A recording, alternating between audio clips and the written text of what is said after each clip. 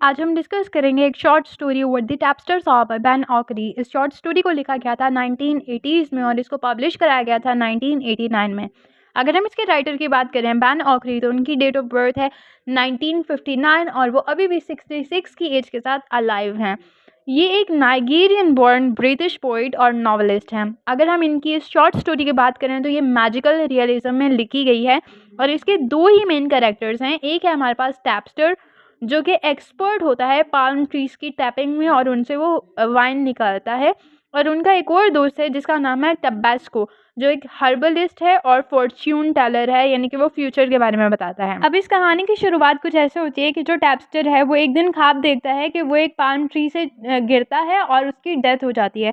वो ये ख्वाब देख के बहुत ज़्यादा हैरान हो जाता है, परेशान हो जाता है और वो अपने दोस्त टबैस्को के पास जाता है और उसको पूरा ख्वाब बताता है कि मैंने ये देखा। लेकिन जो टबैस्को होता है वो काफ़ी ज़्यादा बिजी होता है, वो उसकी बात सुनता नहीं और वो मतलब उसकी बात अच्छे से सुनता नहीं और उसको कह देता है कि हाँ, मैं तुम्हारे इसके बारे में, तुम्हारे ड्रीम के बारे में सब अच्छे से बता दूंगा अगर तुम मुझे 3 टर्टल यानी कि 3 कछुए ला दो और एक बिग लोब ऑफ कोला नट ला दो, तब मैं तुम्हारे ख्वाब की ताबीर और जो कुछ है ना वो सब बता दूंगा।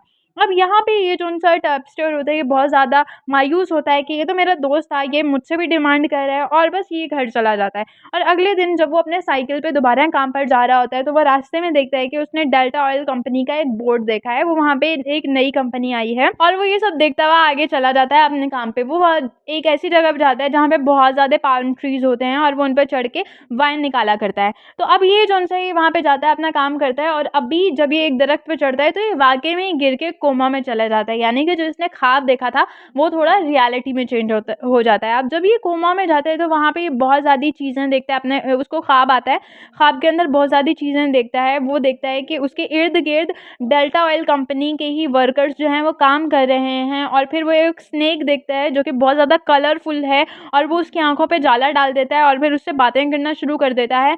और फिर ये एक पानी की तरफ जाता है और वहाँ पे पानी जो उनसे होता है उसका कलर एकदम से रेड हो जाता है, यानी कि बहुत ही अजीब किस्म की चीज़ें उसके साथ होती हैं उस ख्वाब में। और वहाँ पे वो एंड पे देखते हैं कि कुछ एनिमल्स हैं जो कि उसको डिस्टर्ब कर रहे हैं और उसको वहाँ पर ही होश आ जाता है। और हाँ, और वो अपने ख्वाब में ये भी देखते हैं कि उसका जो सा दोस्त है टब्बास्को, वो एक टर्टल बन चुका है, कछुआ बन चुका है और उसको तंग कर रहा है। और यहाँ पे जब उसको होश आता है तो वो देखता है कि उसका दोस्त टब्बास्को जो है वो उसके पास है और वही उसको होश में लेके आता है। और ये जैसे ही होश में आता है पूरी कहानी उसको बताता है और यहाँ पर ही एंड हो जाता है। अब ये एक बहुत ही सिंपल सी स्टोरी थी, लेकिन इसके अंदर बहुत इंपॉर्टेंट चीज़ें हैं। इसके अंदर इंपीरियलिज्म के बारे में बताया गया है, पॉलिटिकल स्ट्रेटजीज़ के बारे में बताया है कि किस तरह एक कंट्री जो है वो अपने लोगों के साथ करप्शन करती है।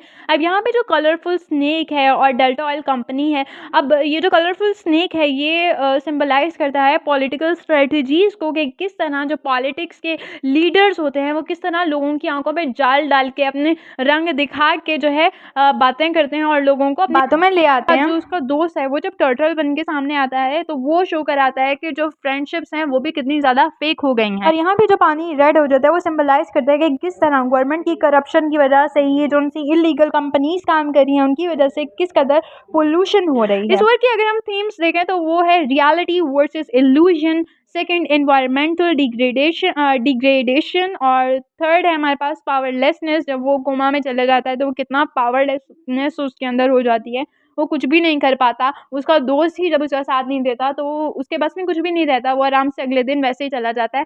हालांकि उसके अंदर डर होता है लेकिन वो पावरलेस है, वो कुछ नहीं कर पाता। और लास्ट पर हमारे पास फ्रेंडशिप एंड करप्शन। तो होप्स आप लोगों को ये वर्क काफ़ी अच्छे से समझ में आ गया होगा। चैनल को सब्सक्राइब करें, वीडियो को लाइक करें। अगर आपको किसी भी टॉपिक पर वीडियो चाहिए तो आप लोग मुझे कमेंट कर सकते हैं। Thank you so much for watching this video.